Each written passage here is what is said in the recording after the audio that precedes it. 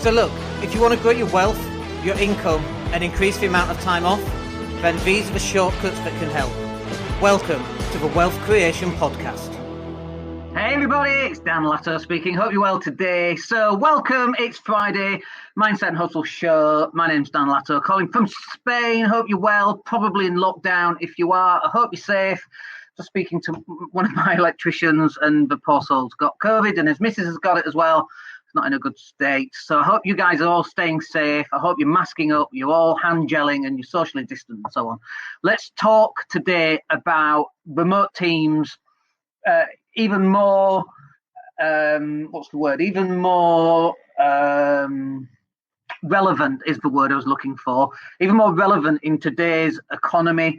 Everyone's having to work from home. We are all literally a remote team. I am remote from everybody else. You are remote from me. I saw somebody else post on Facebook today to say how they were desperate to speak on stage once more, and I was desperate to be in the audience once more as well, just being able to like high five someone and, you know, speak to people. It's just bizarre. But if you're running a business, you are more than likely going to have some members of that team that are separated from you physically because you're not in the same office. Now, I've actually been working like this for the last 10 years anyway. I've not had a job for 15 years. I've got a digital marketing team. We are all around the world. We've got a number of businesses that are in the construction sector. We had one of our phone calls last night on Zoom. And of course, Zoom is now just the standard go-between for communication, isn't it, to some extent? So we're getting more used to that. But how do you actually manage, and not just manage, but lead a team that is nowhere to be seen? They are hiding behind WhatsApp or email, or, you know, what can you do to improve this? So I've got a couple of things I'm going to run through in this session. If you've got any comments, just stick them in the box down below. I'm happy to answer any questions if you ask them, of course. So let's pull up some of the stuff. So let's talk about some of the tools that we're going to use. So obviously, one of the tools that everybody's been using is Zoom. And it doesn't have to be Zoom, but, you know, various flavors. It can be Skype, it can even be WhatsApp, it can be Facebook Messenger, whatever it needs to be. We've done family Zoom calls, by the way, you know, 18 people all in different windows. Oh my goodness me, they're just painful. So you need some kind of etiquette as to what you want doing. And in fact, one of the videos that I watched was a guy that pre-recorded Zoom videos, and he wanted to go into meetings and not be on camera, but just have pre-recorded. It was a really interesting video. I'll try and pull it up for you, to kind of pull the wool over his colleagues' eyes, and then afterwards he explained what he was doing. But I thought it was quite funny. But obviously, Zoom, you've got to find a way of making that work for you. And that's one level of communication. But if you're just planning Zoom calls all day long, you're not going to get any actual work done. So one of the other things that you can do is a little bit of software that we use in-house. We use a bit of software called Teamwork. It's project management software, but Asana will also do the same. And there are there's lots out there that you can pick from. So for us, we use Teamwork because of a couple of things. One is task management. So like I say, we've got internal team members all around the world, in lots of different countries: Bosnia, India, Thailand, Ireland, the UK, here in Spain. These are all people who work within my organisation. And so we got to keep track of, one, what do we want those people to be doing? Two, have they done what we asked them to do? And three, can we review what they've done? So it's like a 3-step process for actually getting stuff done. So we need to be able to task each member of the team with what jobs need to be done. So, for example, we've got video editors, we've got image editors, we've got content coordinators, we've got copywriters, we've got website designers. We've got a quickly growing team that each person needs to be tasked, and then the content coordinator brings it all together, and we use Teamwork for that. And again, you can use Asana. But if you've got, team members in all sorts of different places, you need to be able to get a top-down view of what that's going to look like. And it's almost like building a jigsaw puzzle, and each team member and each task is a piece of the puzzle, and your job is to see the whole picture and know who is the best person to do which task, and task them with that task, and then get it done, and then they come back to you, and then you can review what they've done, and then it can go on to the next stage. So for us, using project management has worked really, really well. Now, as well as creating tasks, because this is how it works, we don't just create a task that says, okay, Mr. Video Editor, create 4 videos. This is the text. This is what I want it to sound like. This is the music. These are the videos, footage that we want you to use, because they might have questions and things. And so rather than then having to set up yet another Zoom call, because let's face it, I think we're all kind of zoomed out a little bit right now with video calls and so on. So instead of having to do that all the time, we use chat software. Look, everybody's used to WhatsApps on your mobile phone. Everyone's used to Facebook Messenger. In the olden days, it used to be text messages. Do you remember the old phones? I haven't got one on my desk, but you had to press, if you wanted a letter T, you had to press T like twice, was it, to get to the T. Do you remember those days? So we're used to communicating via messaging, okay? And so there are messaging apps out there that you can use that just aren't on your phone, but sit on your desktop or your laptop. And so one of those that we use is Google Hangouts or Google Chats, just changed recently. That works very well for us. One of the other ones that you could use is Slack. So Slack is pretty good as well. For us, it's far too expensive because we bring our clients on, we have our internal team on, and it's, I don't know, $6 or $7 per client. And a client might have 4 or 5 team members that also want to be in on it as well. And so it just, our Slack bill would be like, in the thousands every month. It's just ridiculous. So we don't use that. We prefer to use free tools like Google Hangouts, which works really, really well. And don't forget, of course, I'm a tight northerner. There's a saying from Ferris Bueller: if you put a lump of coal up his ass, in 2 weeks he'd have a diamond, because he's that tight. So that's me. I don't like spending money where we don't have to spend it, and there are other tools out there. But so you've got 2 sides here, 3 sides actually. You've got your task management, which is a top-down overall view of what the task actually is.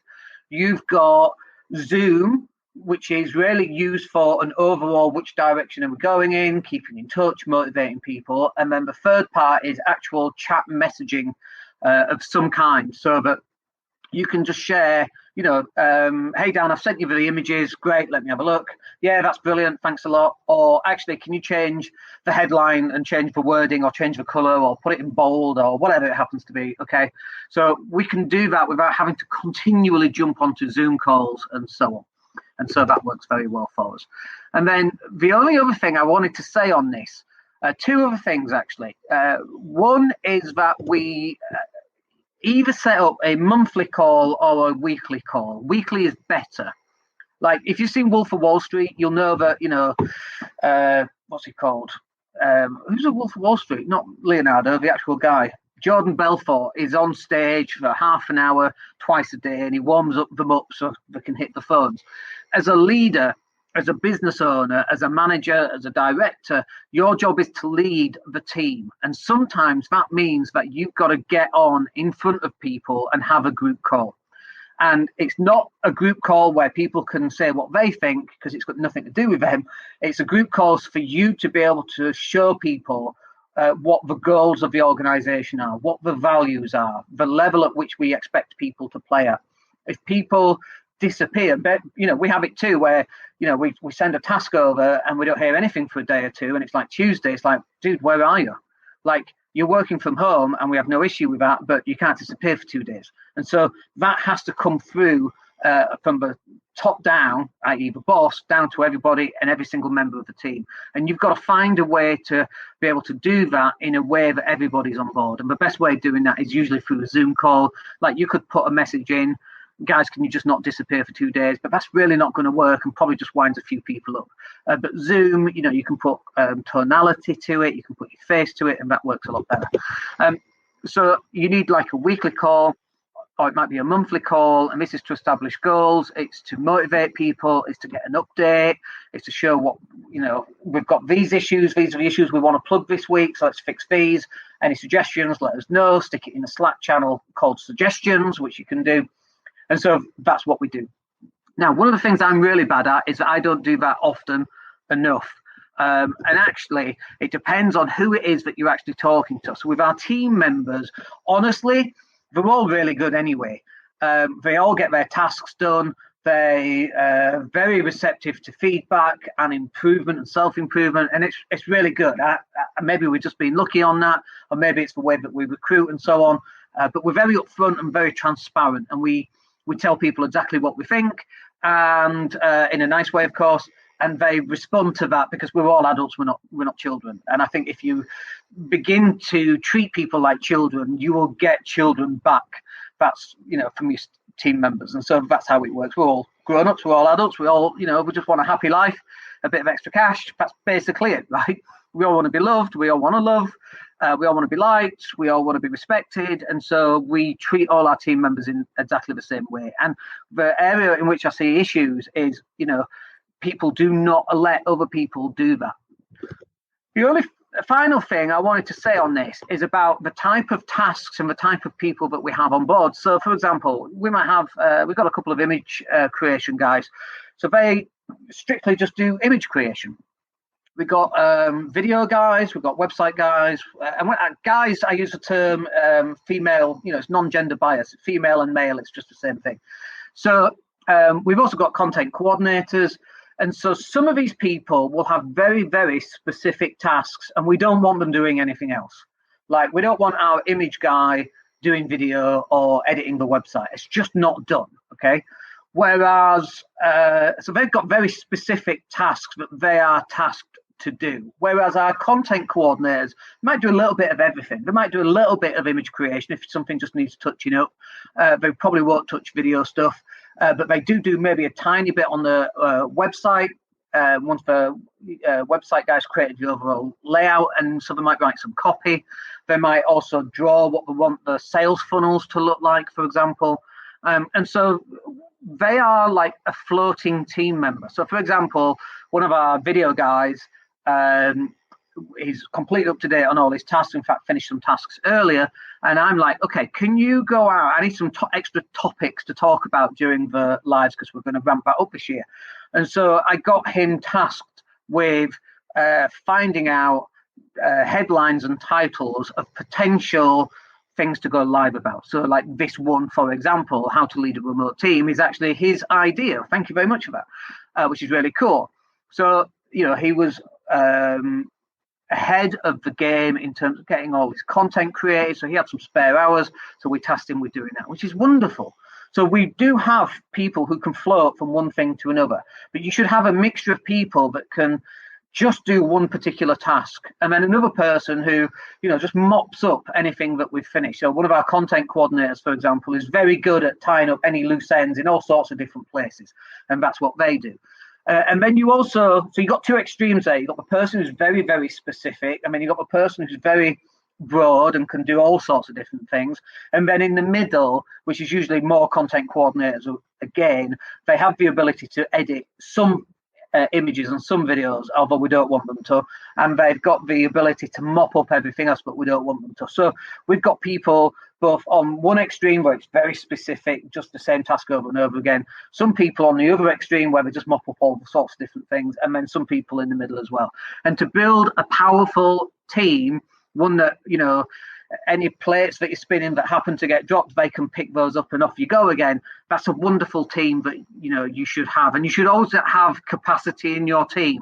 So, for example, if we take on 3 more clients this week, we've got capacity in our team right now to be able to do that before we need to go out and recruit some more team members. And that's really how I prefer to do it anyway.